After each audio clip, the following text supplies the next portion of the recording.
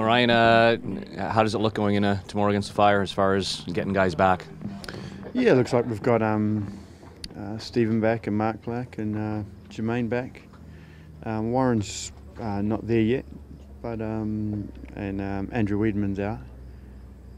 But I think besides that, yeah. When you go into this game, coming off the loss, 5 of the last, I think, 7 games are at home. How important is it to take advantage of the home field at BMO Field? Yeah, we've got, there's no easy games obviously in this league because of the parity. But if you look at our run-in, it's a pretty favourable run-in. But just because it's favourable, it doesn't mean you're going to be given points. And I think we know that these games on Saturday and not looking too far ahead, but the games, as you say, beyond that are going to be extremely important to where this team finishes. Chicago better than their record appears with all those draws, when you look at how close they are to either getting 3 points or getting 0? Yeah, I think so. I think they're a better team than probably their record deserves. But in saying that, it's hard to win when you're drawing. It's, you can say, oh, we're so close to winning. But you're always on that other line where you're so close to losing. Those draws could be losses as well. So, the record in the end, speaks for itself. Andrew's injured? What's his back. Back, okay. When did that happen? Just in training? Or? Yeah, it happened late last week, actually. And he's got inflamed muscles around the in the lower spine area, kind of inflames up and seizes up. So yeah, he's been kind of actually been off for the whole time. Actually, I think they've got to tell him that he's got to really kind of wait till this inflammation gets down. Speaking on the conference race, have you guys resigned to the fact maybe that Sporting Kansas City is uncatchable at this point, or do you guys still challenge for first? Oh, I thought that game, I said to you guys last week, I think if we lost that game it would have been very difficult. But in saying that, in any league you win 2, 3 in a row and that changes rapidly, quickly in front of your eyes. So they're there for a reason at Kansas City. But if we take care of our business, then you never know, mate, to tell you the truth. But the one sole focus we've got to do is we've got to obviously win, and we've got to take points on Saturday, and then we've got to tick that box and move ahead, and whatever happens happens after that. And on the other side of the conference, is there any teams that are below you that you're perhaps looking out for? Well, I think everybody still probably feels like they've got a chance, and unfortunately, probably in the previous seasons, I think 2 or 3 have been kind of left behind where it's not now, and I think every team is saying if we could only win 2 in a row, it'll change the whole makeup of the conference, and so every team, every game now is going to be really important. I imagine it must feel good to have at least a 4-point bubble to above those teams, because the Eastern Conference race in that little playoff spot is really tight at this moment. Well, of course, I'd rather be in our position than theirs, and we've got a couple of games in hand on those teams as well. But as I said, in 2 or 3 games, it can change. And if you can just get on a run, and that's what all teams are going to be saying, obviously.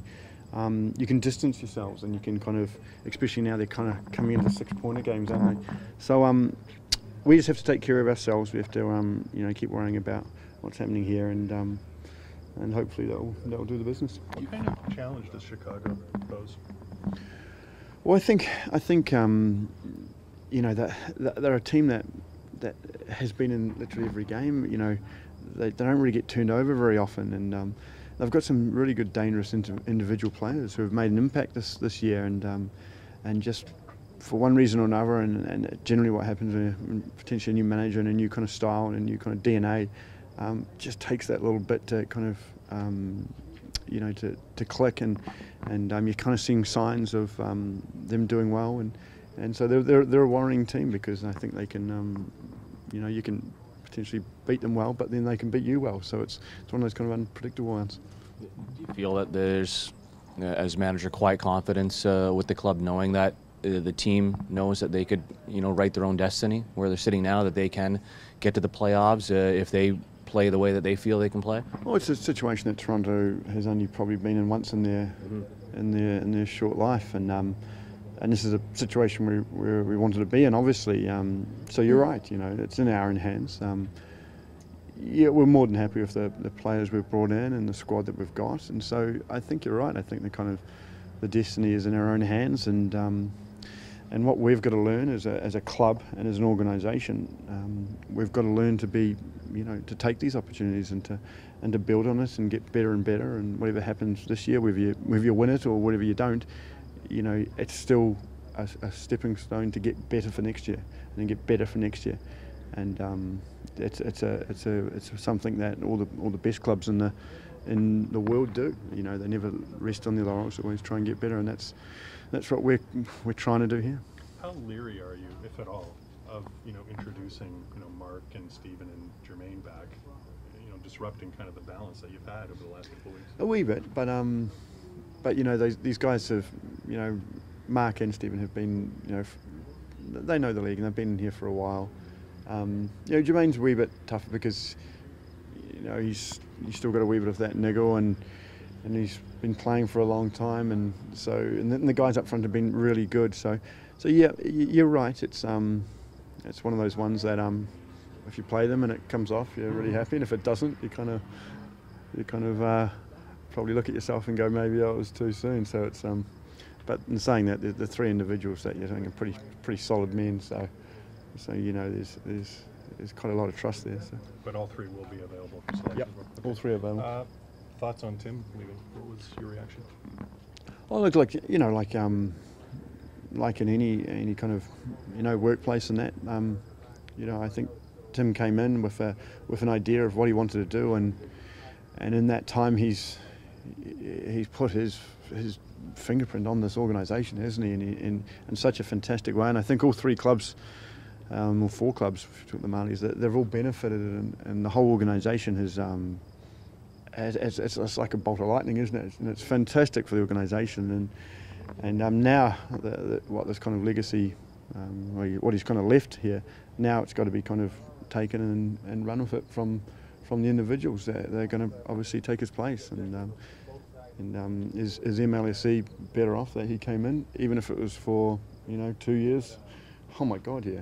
Everybody can say that, and I think that's what everybody should be embracing. Is there disappointment though? I mean, he was only in the job for a little over a year. I mean, I don't think there's any question that he had a big influence on this club, and yet he's sort of leaving so soon.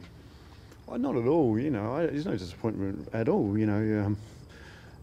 It's people have their own kind of. We talk about destinies, and people have their own lives and their own kind of things to do, and what you have to do is, for me, what I do as an individual is I try and suck the bone marrow of any kind of person I can that I know that I can learn from, and so I look at it as a privilege just to work alongside him for X amount of time, and instead of kind of being disgruntled or disappointed. On the contrary, I feel honoured and delighted that I just had the opportunity to work alongside him.